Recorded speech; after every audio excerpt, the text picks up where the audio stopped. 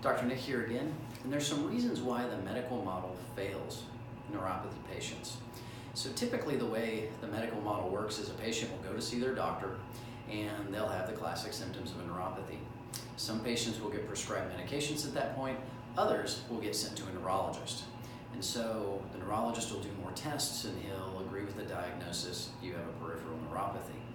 At that point, regardless of who diagnoses it and who treats, the same medications apply. And so patients are then put on gabapentin, Neurontin, Lyrica, amitriptyline, Cymbalta, any number of different medications, none of which actually solve the problem or resolve the problem. And so what occurs is people get on these medications and they're on them for months, sometimes years.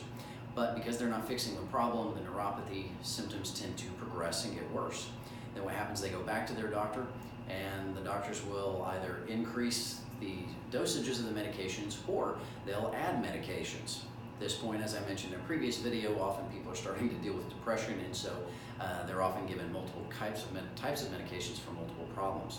But they start taking more medication, the problem continues to progress and get worse, they go back to the doctor again, they get more medication.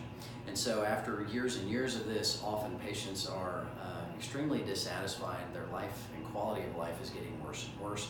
And what begins to occur is usually they begin to look for alternatives, and unfortunately that's where we meet a lot of people, is when they've had the problem for a long time.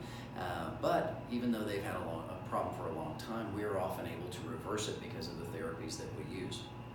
And so worst case scenario, if a patient doesn't get this type of therapy, by the time they stay in the medical model for a long period of time, the next step is often surgery for amputations.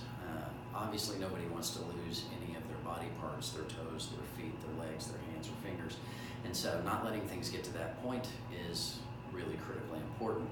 Although even with patients getting to that point, we still often can help them.